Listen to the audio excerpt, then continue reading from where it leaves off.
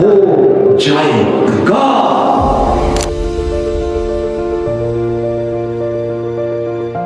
कलाम में लिखा मूसा पहाड़ पर गया और जब वापस आया वो अंदर से भी तब्दील था, बाहर से भी तब्दील था, वो भी पहाड़ था। मूसा ने जब पहाड़ पर लाठी मारी तो पहाड़ ने पानी दिया। हालेलुया।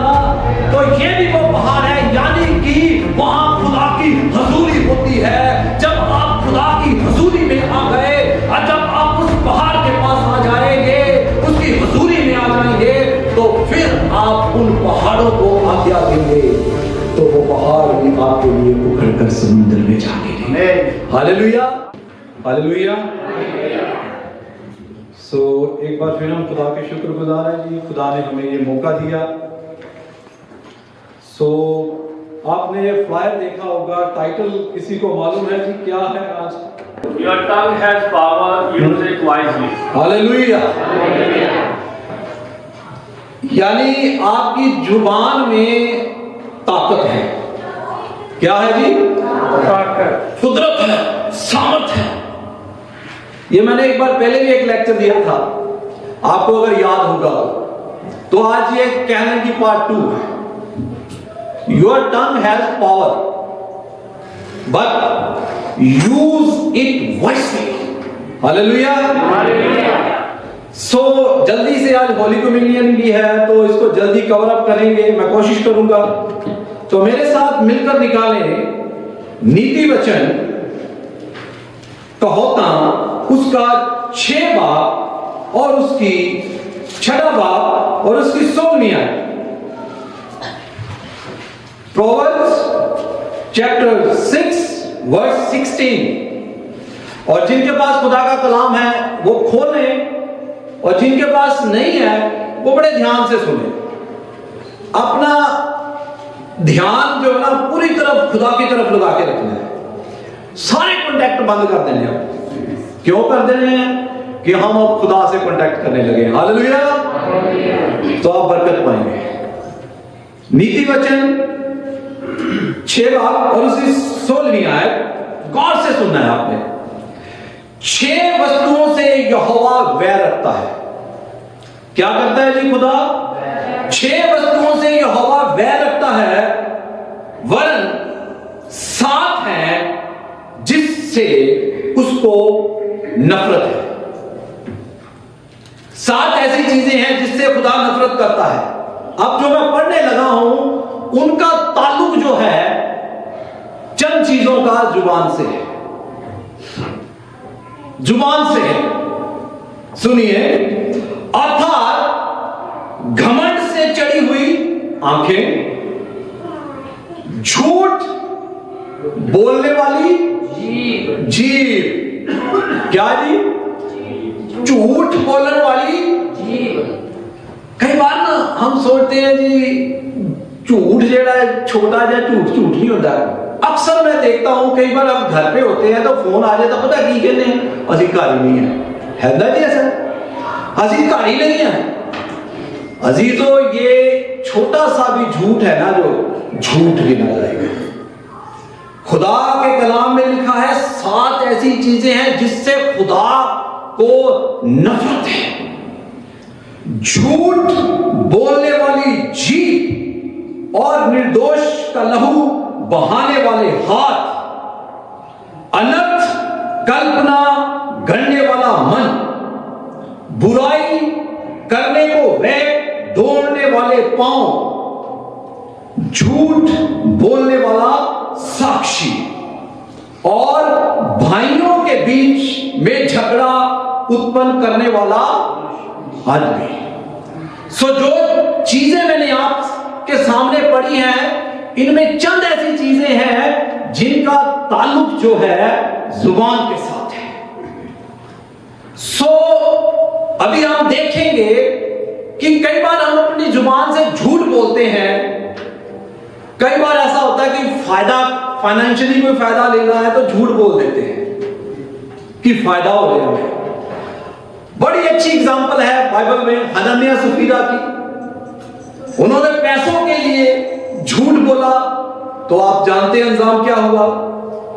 या कई बार हमारी जिंदगी में कोई ऐसा डर होता है कि हम डर से बचने के लिए झूठ बोलते हैं। पतरस ने मसीह का क्या किया जी?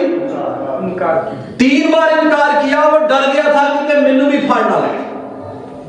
कई बार ऐसा होता है असि भी डर जाने हैं तो असि झूठ बोलते हैं। याद रखिए, खुदा झूठ बोलने वालों से नफरत करता है।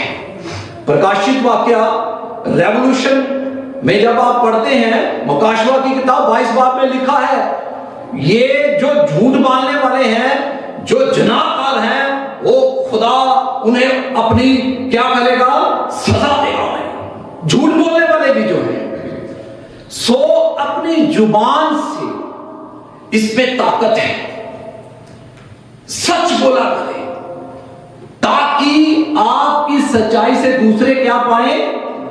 बरकत पाए। बड़ी कई बार सफाई से झूठ बोल रहे होते हैं कि पता भी ना लगे, पर अजीजों, जो आपको जांचने वाला है वो जांचता है आप सच बोल रहे हैं या झूठ बोल रहे हैं। हालेलुया।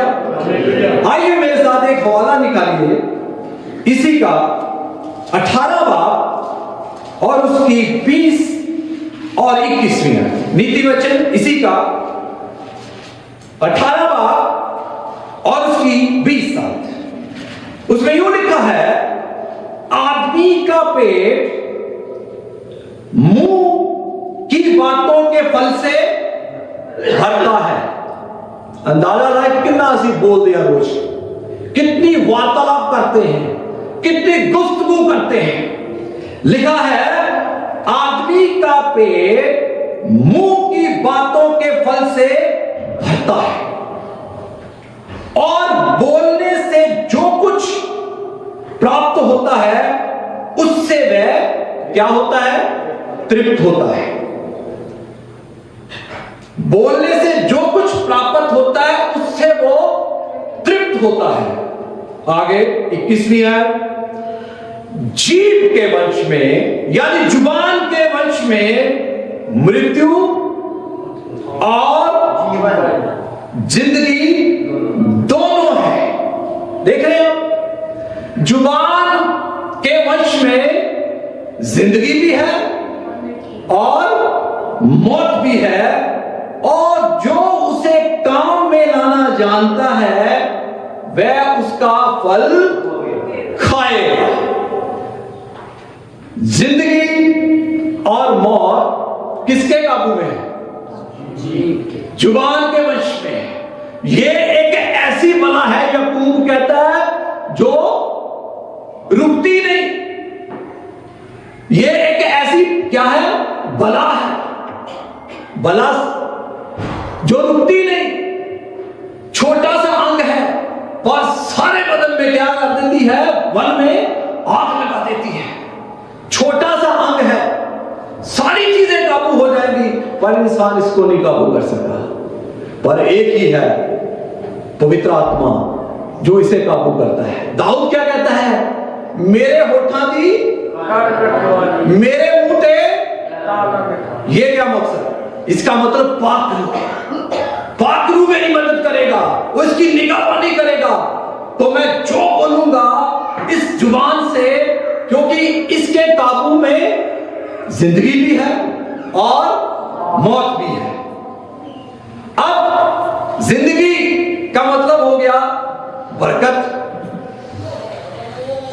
और मौत के मायने हो गए लानत, कर्सिस, श्राप, और लानत का दूसरा नाम मौत भी है।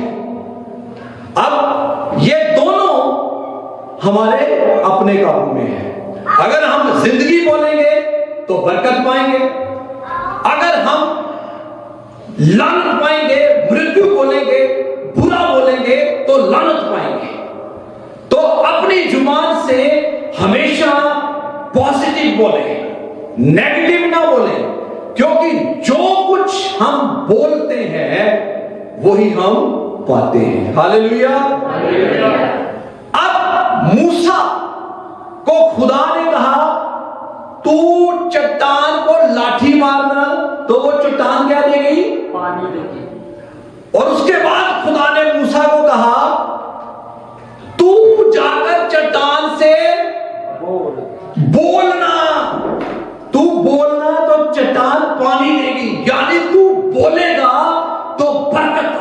हालेलुया। तू बोलेगा तो बरकत आएगी। कभी हम नेगेटिव ना बोले। सैमुअल की किताब मैं पढ़ाऊंगा नहीं, ताकि उसको मैं जल्दी से कवर करना चाहता हूं। सैमुअल की किताब जब हम उसका 17वां बाब पढ़ते हैं तो उसमें एक जगह लिखा है, दाऊद जो था गोलियत का मुकाबला करने गया, जाति जूलियत का। तो लिखा है जाति जूलियत जो गोलियत था वो ललकार रहा था खुदा के लोगों को, खुदा को। तो लिखा है कि दाऊद ने जो उसके दिल में था वो जुबान पर लाया, क्योंकि लिखा है जो दिल में होता वही बाहर आता है। तो दाऊद जो था वो दाऊद जाति जूलियत का मुकाबला करने निकला। और उसमें यूं लिखा है, गोलियत ने जब दाऊद का मुकाबला करने के लिए निकला तो अपने देवताओं को पुकारने लगा। किनको पुकारने लगा? अपने देवताओं को। यानी पता नहीं कितने सारे उसके देवता थे। पर दाऊद कहता है कि तू तो तलवार और भला लिए हुए आता है, मैं खुदा के नाम से तेरे पास आता हूं, क्योंकि ये युद्ध जो है खुदा का है। तूने इस्राएल को यानी उसके लोगों को ललकारा है। हालेलुया। वो कलाम बोलने लगा, खुदा का कलाम बोलने लगा। हालांकि उसके जो भाई थे, उसकी जो सेना थी, जो बादशाह था, वो उसको तुच्छ जानते थे। वो समझते थे कि इससे ये नहीं हो पाएगा। पर उसने अपने मन में ठाना था, वो उसकी जुबान पर आया। और कलाम में लिखा है, वो बादशाहों के बादशाह के नाम से जब गया, उसने पहले इस बात का इकरार कर लिया था कि जाति जूलियत को उसने कह दिया था कि आज वो तुझे मेरे वश में कर देगा। मैं तेरे मांस को आकाश के पक्षियों और जमीन के जंतुओं को क्या कर दूंगा? खिला दूंगा। हालेलुया। उसने पॉजिटिव बोलना शुरू किया। तो जिस तरह उसने बोला, खुदा ने उसके लिए कर दिया। हालेलुया। सो जब आप गुफ्तगू करें तो आप पॉजिटिव बोला करें। हर सुबह उठकर नेगेटिविटी की जो बदरू है, जो स्पिरिट है, उसे अपनी जिंदगी से डांटें, ताकि वो अपनी जिंदगी में कोई कार्य ना कर सके। हालेलुया। एक किरदार है जिसके बारे में आपको मैं पढ़ाता हूं, जकरिया। लिखा है वो याजक था, धर्मी था, वो बुजुर्ग हो चुके थे, उनके औलाद नहीं थी। लूका रसूल की अंजील निकालिए मेरे साथ मिलकर, देखिए। और उसका पहला बाब और उसकी 8वीं, उसमें क्या लिखा है? ये जो याजक था, रास्तबाज था, और इनके औलाद नहीं थी। तो 8वीं आयत लूका रसूल की अंजील और उसका पहला बाब और 8वीं आयत, जब वह अपने दल की पारी पर परमेश्वर के सामने याजक का काम करता था। ये याजक का काम करता था। मैं इसको स्किप कर दूंगा ताकि इसको कवर अप कर ले। 13वीं आयत पे आ जाए। उसमें यूं लिखा है, परंतु स्वर्गदूत ने उससे कहा, हे जकरिया, भयभीत न हो, क्योंकि तेरी दुआ सुन ली गई है। तेरी दुआ, आगे गौर से सुनिए, मेरे साथ रहिए। तेरी दुआ सुन ली गई है और तेरी पत्नी अलीशिमा से तेरे लिए एक पुत्र उत्पन्न होगा। किसके लिए? तेरे लिए। तेरे लिए तेरी पत्नी के पुत्र उत्पन्न होगा। यानी एक शख्स की बदौलत पूरा खानदान बरकत पा जाता है। हालेलुया। खुदा ने, फरिश्ते ने कहा, तेरे लिए तेरी पत्नी के क्या होगा? एक बेटा होगा। यानी एक खानदान के एक इंसान की वसीला से पूरा खानदान बरकत पा जाता है। हालेलुया। एक बंदे की वजह से तेरे लिए गौर करें। अब जब उसे पैगाम मिल गया, बुजुर्ग थे, दुआएं कर रहे थे, जिब्राइल फरिश्ता जो खुदा के सामने रहता है वो पैगाम लेकर आया। कोई पासवान नहीं लेकर आया, कोई ईमानदार नहीं लेकर आया, कोई ईमानदार नहीं लेकर आया, जिब्राइल फरिश्ता पैगाम लेकर आया, तेरी दुआ सुन ली गई है और तुम्हारे औलाद होगी। हालेलुया। अब देख रहे इस शख्स का सोच क्या थी। ये पता क्या कहता, ये कैसे मुमकिन हो सकता है, हम तो बुजुर्ग हैं, ये हो नहीं सकता, हम बुजुर्ग हैं। अजीजों याद रखे, खुदा के लिए कोई भी काम असंभव नहीं है। वो इब्राहिम को बुजुर्गी में औलाद दे सकता है तो जकरिया तेरे को भी औलाद दे सकता है। हालेलुया। आज हम कहेंगे हमारी बीमारी है वो ठीक नहीं हो सकती, हमारे हालात हैं वो कोई तब्दील नहीं कर सकता, हमारी परेशानियां कोई बदल नहीं सकता, तो याद रखे बादशाहों का बादशाह जिसने फरमाया है मैं असंभव को संभव कर दूंगा। जो बातें आंखों ने नहीं देखी और जिन चीजों को कानों ने नहीं सुना, खुदा वो हमारे लिए करने की कुदरत रखता है। हालेलुया। ये कहता हो ही नहीं सकता, नेगेटिव बोलने लगा। कई बार हम भी ऐसा ही बोलते हैं। जिंदगी और मौत किसके वश में है, काबू में है? जुबान के वश में। पॉजिटिव बोले, जकरिया कहता हो ही नहीं सकता। अजीजों, जिस खुदा की हम इबादत करते हैं वो सब कुछ करने की कुदरत रखता है। हालेलुया। हमेशा पॉजिटिव बोले। पैदाइश की किताब उसका 27वां बाब जब हम पढ़ते हैं तो हमें एक वाक्या मिलता है। इसहाक जो था वो बुजुर्ग हो गया था, तो कलाम में लिखा है उसके 2 बेटे थे, याकूब और कौन, बोलिए, याकूब और एसाव। और उसकी मां का नाम था यानी रिबका, इसहाक की बीवी थी। अब याकूब, उसकी मां को पता लग गया, वाक्य याद आ गया होगा आपको जो बाइबल पढ़ते हैं, तो लिखा है रिबका ने याकूब से कहा कि तेरा बाप तुझे क्या करेगा, बरकत देगा। तू अपना भेष बदल कर यानी एसाव बनकर उसके पास चला जा, तू बरकत ले ले। देख रहे हो, यानी इसका मतलब पता क्या हो गया, जिन्हें बाप बैठे हैं ना, खुदा ने हमें बरकत दी है कि हम अपने बच्चों को बरकत दे सकते हैं। हालेलुया। सानू पता ही नहीं होता कि साढ़े को की चीज है। इसहाक बरकत देने वाला था, सानू पता ही नहीं होता साढ़े को बरकत है।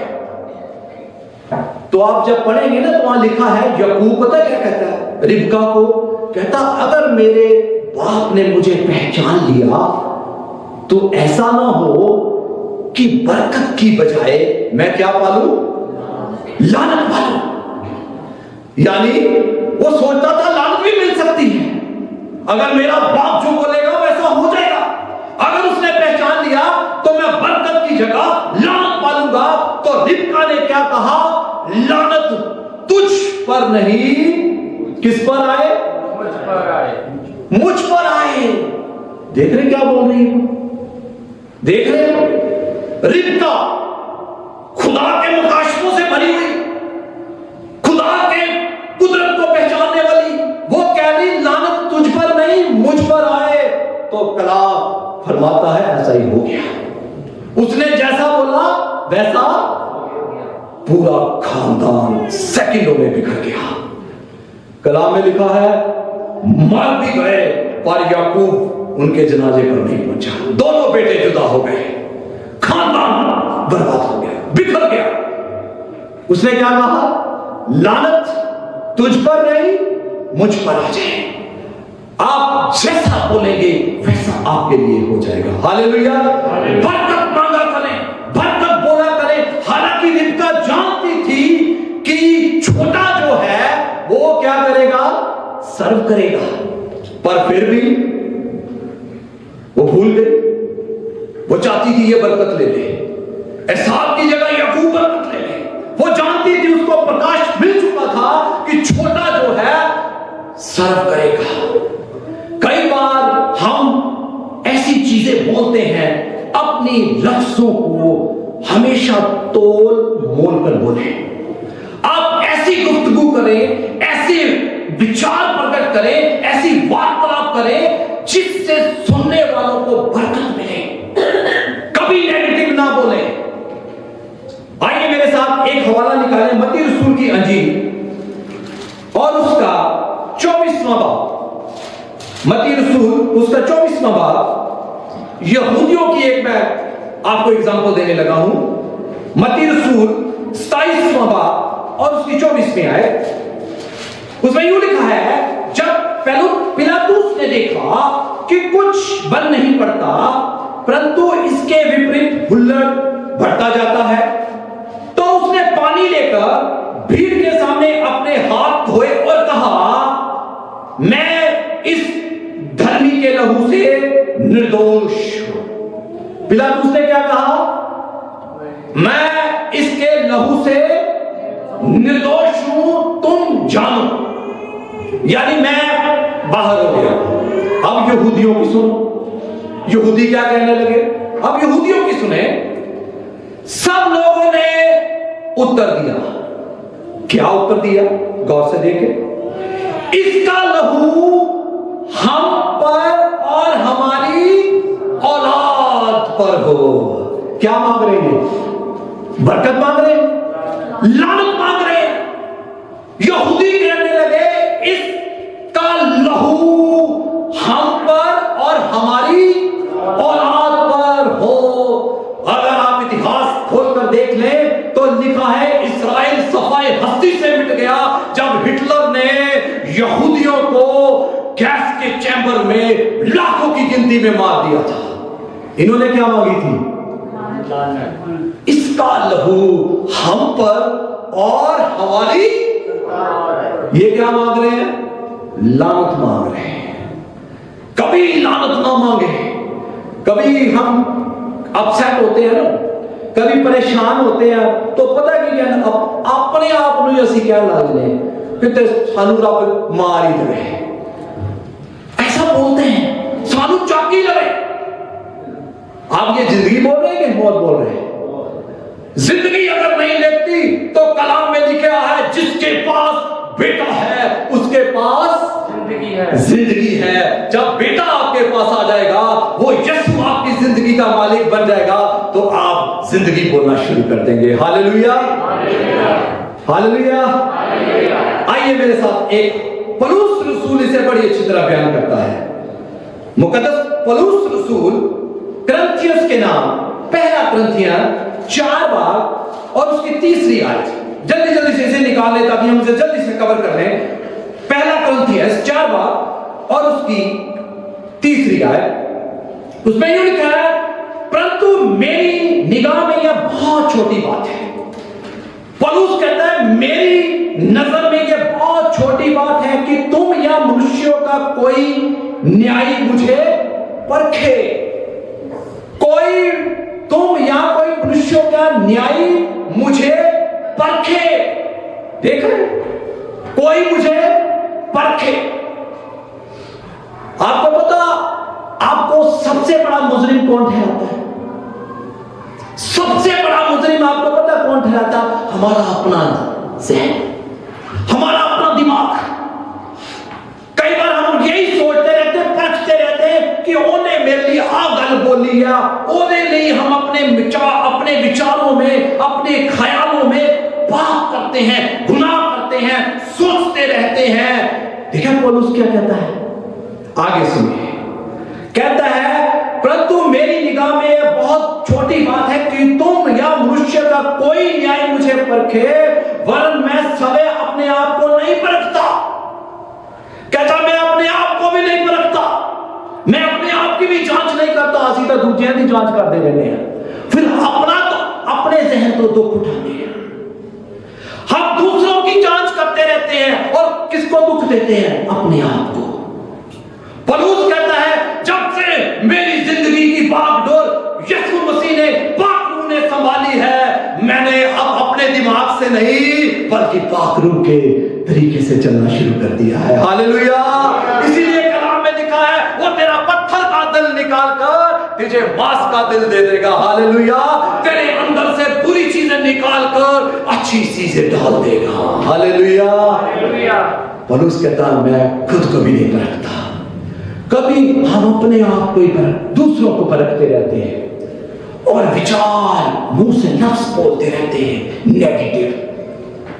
कभी ना परखे। पौलुस को याद करें, कहता मैं ये मेरे लिए छोटी बात है कि कोई मनुष्यों का न्याय मुझे परखे, बल्कि मैं अपने आप को भी नहीं परखता। आगे सुनिए, क्योंकि मेरा मन मुझे किसी बात में दोषी नहीं ठहराता, परंतु इसमें मैं निर्दोष नहीं ठहरता, क्योंकि मेरा जांचने वाला खुदा है। हालेलुया। मेरा परखने वाला कौन है? खुदा है। तो आज ये प्रिंसिपल बनाए कि हमारा परखने वाला कौन है? खुदा है। 80 नहीं किसी ने परखा। हालेलुया। अब जल्दी से मैं बंद कर दूंगा। आज होली कम्युनियन एक छोटे से एग्जांपल, मसीह ने भी एक बात कही थी, लफ्जों में कितनी ताकत होती है। जो आप लफ्ज बोलेंगे ना वही आपके लिए हो जाएगा। आइए फिर आखिरी हवाला, फिर उसके बाद बंद कर दूंगा। मरकुस रसूल की अंजील और उसका 11वां बाब, जल्दी से हम क्लोज अप करेंगे। मरकुस 11 और उसकी 12 मैं 14 से आगे कर देता हूं। यीशु मसीह अब जब शिष्यों के साथ जा रहे हैं, भूख लगी तो एक पेड़ के पास गए, तो वहां पत्तों के सिवा उस पर कोई कुछ नहीं था। तो उसमें क्या लिखा है? 14वीं आयत, इस पर उसने यानी मसीह ने, इस पर उसने उससे कहा यानी पेड़ से, अब से कोई तेरा फल कभी ना खाए। ये बरकत बोल रहे कि यीशु लानत बोल रहे हैं? अब से तेरा फल कोई ना खाए। आगे आ जाए 20वीं आयत इसी का। फिर सुबह को जब वापिस आए, फिर भोर को जब वे उधर से जाते थे, तो उन्होंने उस अंजीर के पेड़ को जड़ तक सूखा हुआ देखा। हालेलुया। जब वो वापस आ रहे थे तो उन्होंने देखा कि मसीह ने कहा था अब से कोई तेरा फल ना खाए। जब वो वापस आए तो उन्होंने देखा वो अंजीर का पेड़ सूख गया था। तो खुदा बताना चाहता था कि हमारे लफ्जों में कितनी ताकत है, हम जो बोलेंगे वही हमारे लिए हो जाएगा। हालेलुया। अंजीर का पेड़ जो था वो सूख गया था। क्या हो गया? सूख गया। तो आगे खुदा ने आगे उसका मशवरा समझा दिया। कहता है अगर ये पेड़ सूख सकता है, अगर तुम अपनी जुबान से कह दोगे पहाड़ उखड़ कर समुद्र में जा गिर, तो वो भी तुम्हारे लिए हो जाएगा। हो जाएगा। अब पहाड़ कौन से हैं? पहाड़ बताएगी कौन से? मुश्किलें, बीमारियां, परेशानियां। खुदा कहता है अगर ये अंजीर का पेड़ सूख सकता है, तो अगर आप ईमान से कह देंगे ये तुम्हारी जिंदगी में जो पहाड़ है उखड़ कर समुद्र में जा पड़, तो वो भी तुम्हारे लिए हो जाएगा। ये तो पहाड़ वो है। अब अच्छे पहाड़ भी है। मसला साडा पता की है, असि इन्हां पहाड़ां पर जोर लाने लेने हैं। अच्छे पहाड़ भी है, ये तो मुश्किलों वाले पहाड़ है, परेशानियों वाले पहाड़ है, जिसको आप कहेंगे उखड़ जाएंगे। किसके नाम में? मसीह के नाम में। क्योंकि मसीह ने कहा मैंने तुम्हें सांपों और बिच्छुओं को रोकने का इख्तियार दिया है। क्या दिया है? इख्तियार, सामर्थ्य है मसीह ने। अब सुनिए, अच्छे पहाड़ भी है। कलाम में लिखा मूसा पहाड़ पर गया और जब वापस आया वो अंदर से भी तब्दील था, बाहर से भी तब्दील था, वो भी पहाड़ था। मूसा ने जब पहाड़ पर दिया। हालेलुया। तो ये भी वो पहाड़ है, यानी कि वहां खुदा की हजूरी होती है। जब आप खुदा की हजूरी में आ गए और जब आप उस पहाड़ के पास आ जाएंगे, उसकी हजूरी में आ जाएंगे, तो फिर आप उन पहाड़ों को आज्ञा देंगे, तो वो पहाड़ भी आपके लिए उखड़ कर समुद्र में जा गिरेंगे। हालेलुया। हालेलुया। इससे पहले कि हम उन पहाड़ों पर जाएं, हमें दूसरे पहाड़ों पर भी जाना है, जहां पर खुदा की क्या है, हजूरी है, जहां पर खुदा की प्रेजेंस है। जब आप खुदा की हजूरी में, खुदा की प्रेजेंस में रहेंगे, तो आप जो भी आपकी जिंदगी में पहाड़ हैं उन्हें आज्ञा देंगे, तो आपकी वो जिंदगी से निकल जाएंगे। हालेलुया। पर बोलना हमने क्या है, हमेशा नेगेटिव। जिंदगी और मौत किसके काबू में है, जुबान के काबू में है। आप जिंदगी बोलेंगे तो बरकत आएगी। कभी आप देखा, कभी आप जब इकट्ठे होते हैं तो जब किसी की बात करते हैं तो अक्सर हम किसी की कैरेक्टर्स की, किसी के किरदार की धज्जियां उड़ा रहे होते हैं, उनकी नेगेटिव बातें बोल रहे होते हैं जो है ही नेगेटिव। तो क्या जब आप उससे बोल रहे हैं तो क्या आप बरकत पा रहे होते हैं, लानत पा रहे होते हैं। कभी किसी की नेगेटिव किरदार को बयान ना करें, उसके अच्छे कैरेक्टर है उसको बयान करें, ताकि सुनने वालों पर भी क्या आए, बरकत आए। अगर आपके साथ कोई गुफ्तगू करता है तो आप उसे मना करें, मना करें, आप बुरा करें, क्योंकि कलाम में लिखा है जिंदगी और मौत जुबान के वश में है। हालेलुया। जिंदगी बोला करें, लानते ना बोला करें। लानत बोलोगे तो मौत आएगी, जिंदगी बोलेंगे तो बरकत आएगी। हालेलुया। ये दोनों मजे की बात है, हमारे काबू में है।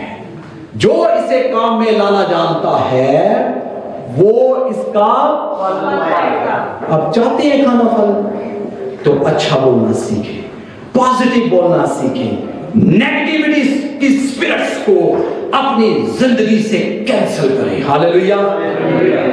उसे कैंसिल करें, खुदा को अपनी जिंदगी का कंट्रोल दें। जिस तरह दाऊद कहता है, मेरे होठा दी कर रखवाली, मेरे मुंह ते पैरा बिठा। ऐसा कहें, खुदा मेरे लफ्जों में कोई ऐसी गुफ्तगू ना हो कि दूसरा इससे क्या पाए, लानत पाए, बल्कि मैं जो बोलूं उससे बरकत आए। खुदा ने इब्राहिम से क्या कहा था, जो तुझे बरकत देगा मैं उससे बरकत दूंगा। इसको ऑपोजिट क्या करेगा, जो तुझे तो मैं उसे, हम बरकत के वारिस बने। हालेलुया। लानत के लिए बहुत सारे मसीह जिंदगी हारी हुई चीजें हैं। पता क्या, यही वजह है कि हम बरकत नहीं बोलते, हम पॉजिटिव नहीं बोलते, इसलिए हमारा जीवन हारों का, डिफीटेड है हम। यही वजह है। आज खुदा से कहें, आइए अपने कदमों पर खड़े हो जाएं और अपनी आंखों को बंद कर लें। हालेलुया। अपनी आंखों को बंद करें। हालेलुया। और अपने कदमों पर खड़े हो जाएं। हालेलुया। आंखें बंद करें थोड़ी देर के लिए। हालेलुया। खुदा से कहें हालेलुया, खुदा से कहें हालेलुया। कोई अपनी आंख ना खोले। हालेलुया। खुदा की हजूरी यहां पर है। हालेलुया। खुदा अपना दखल अपने लोगों के बीच में लगा चुका है। हालेलुया। हालेलुया। आज अगर आप किसी भी परेशानी में हैं, हालेलुया, किसी दुख में हैं, किसी तकलीफ में हैं, आपकी जिंदगी में कोई भी ऐसा पहाड़ है, हालेलुया, तो कलाम में लिखा है, ईमान के साथ आज खुदा के पास आ जाएं, उसे अपनी जिंदगी से हुक्म करें, यीशु के नाम से